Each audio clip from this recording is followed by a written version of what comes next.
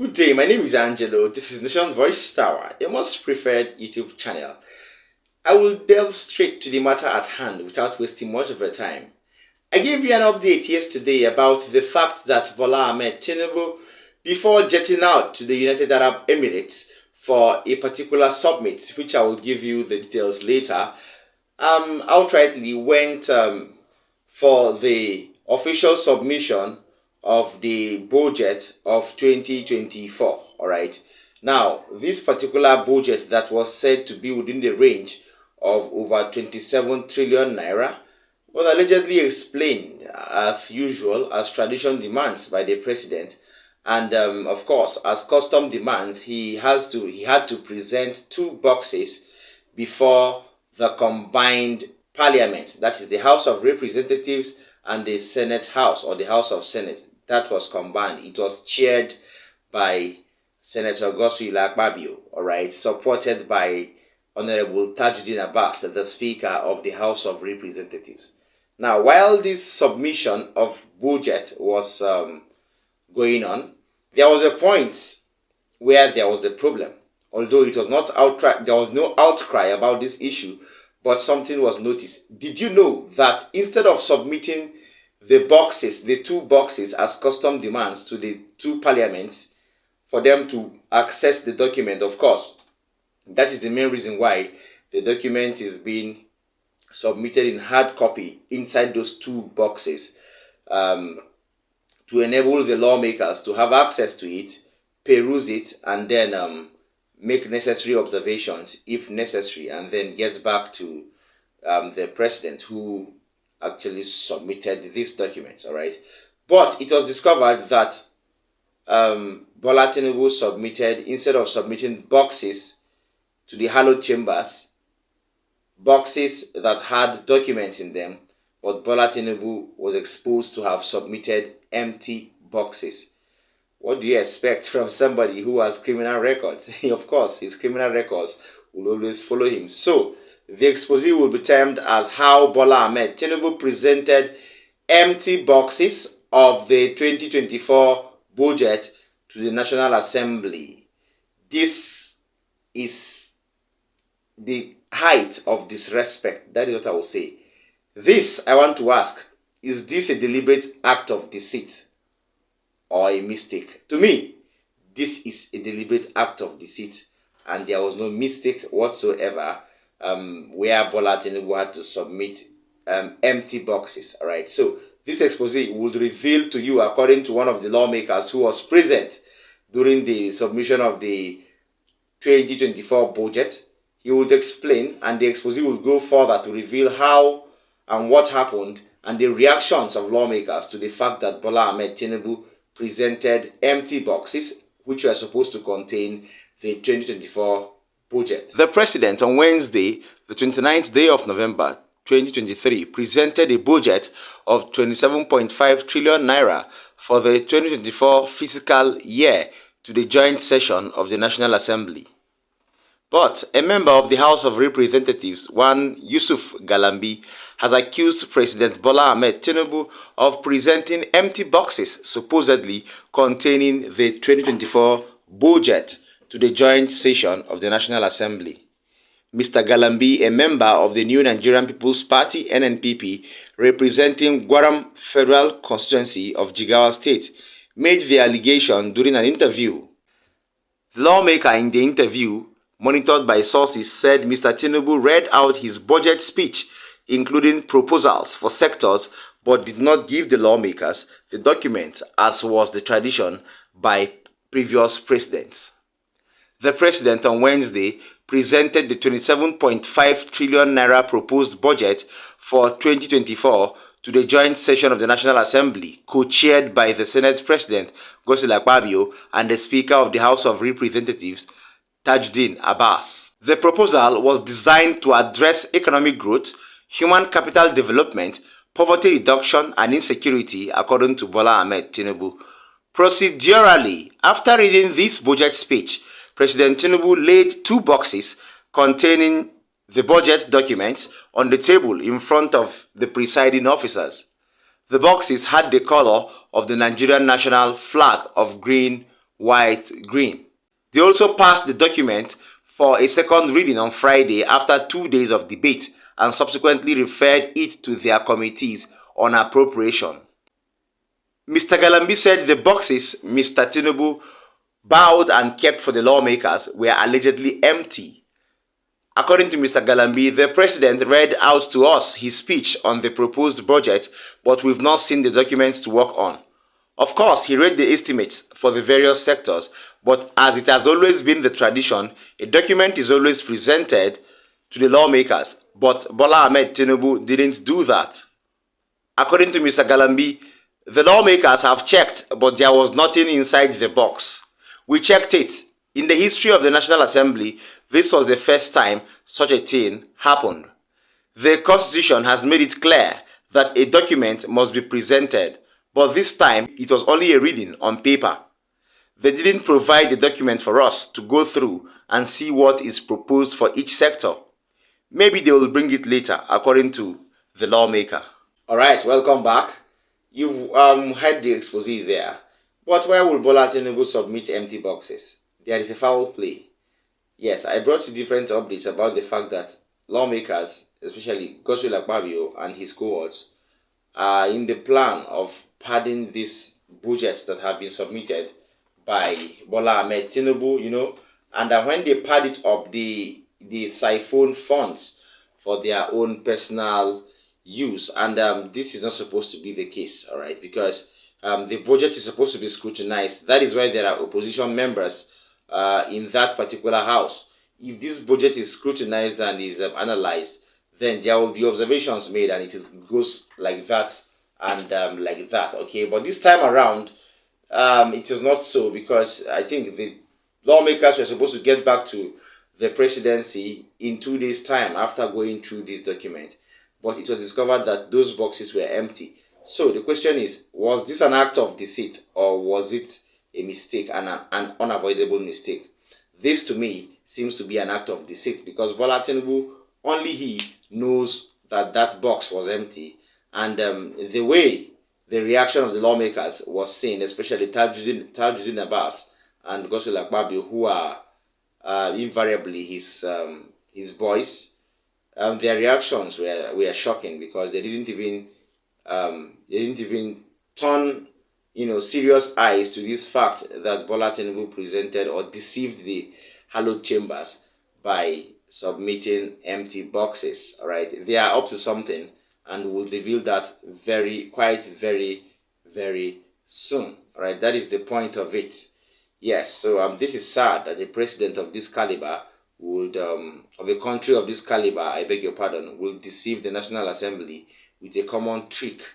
That goes to further to show how, very, very suspicious and questionable Bola Tinubu's background has been, or tends to be, because over time, we've seen situations where Bola Tinubu has failed in governance, in decision making, but now, of course, it is said usually that a leopard has said he would never, change his spots, even though the rain falls how many times. Yes, there is a way that adage is put.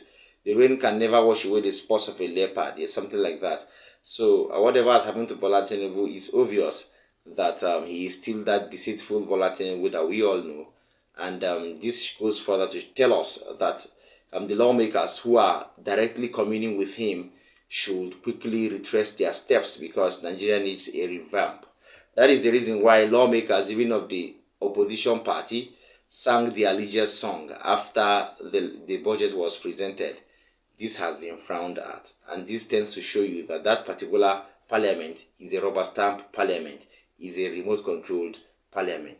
Now, secondly, the government of Kogi State has demanded the immediate arrest of the Social Democratic Party gubernatorial candidate in the just concluded off-cycle elections, Murtala Ajaka. Now, Murtala Yakubu Ajaka has been accused of masterminding the alleged attack on the Kogi State Independent National Electoral Commission, Resident Electoral Commissioner, REC.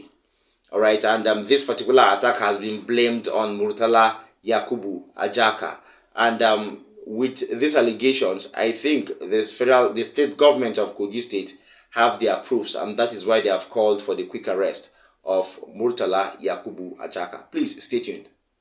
And the press conference is basically to call for the immediate arrest and prosecution of Murtala Yakubu Ajaka, the defeated candidate of the Social Democratic Party in the just concluded governorship election in Kogi State.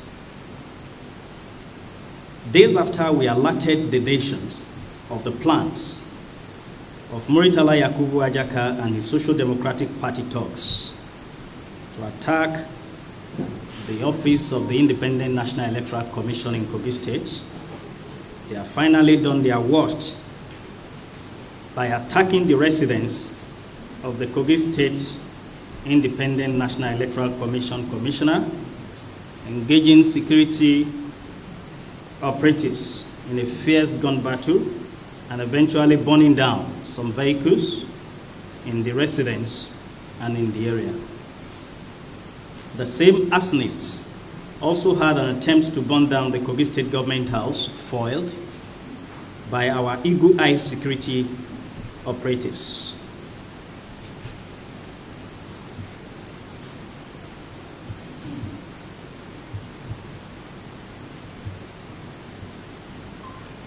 The same attempt was foiled at the State APC Secretariat in Lokoja. The bold-faced criminality being perpetrated by the defeated SDP candidate and his violent gang of criminals is as a result of the lack of consequences over the gruesome killing of Khadijat in Kotonkarufi by agents of the SDP. They shamelessly came out to say Khadijat was bearing an arm. Till date, Murtala Yakubu Ajaka and his gun-wielding killers have been moving freely on the streets. If they had been arrested for killing an innocent woman, they wouldn't have had the guts to attempt to attack the Kogi resident electoral commissioner. We also told the world of plans by the SDP to burn down the INEC office in Lokoja. We thank the police and other security agencies for protecting the INEC office. Frustrated by the watertight security around INEC, the gun-throttling SDP criminals went to the residence of the Kogi State INEC commissioner in an attempt to kill him. They were engaged in a fierce gun battle, and they resorted to burning vehicles and other valuables around the area. The reason they are desperate to destroy some documents in INEC is to cover the haste they committed in Kogi East, where they killed APC supporters and drove them out of collation centers to forge the results that were eventually trumped by the massive votes of Kogites for the governor-elect, Alhaji Ahmed Usman Ododo. They are attempting to corrupt certain documents in INEC before handing them to their legal team. We have no problem allowing legal teams to assess documents and materials. It is the norm, but we won't allow any desperate, bloodthirsty politician tamper with the true verdict of the Kogi people. After their violent protests a few days ago, our people have also moved to Lokoja to ensure their mandate is protected. Resorting to assassination and arson will never help the Social Democratic Party and their confused candidates.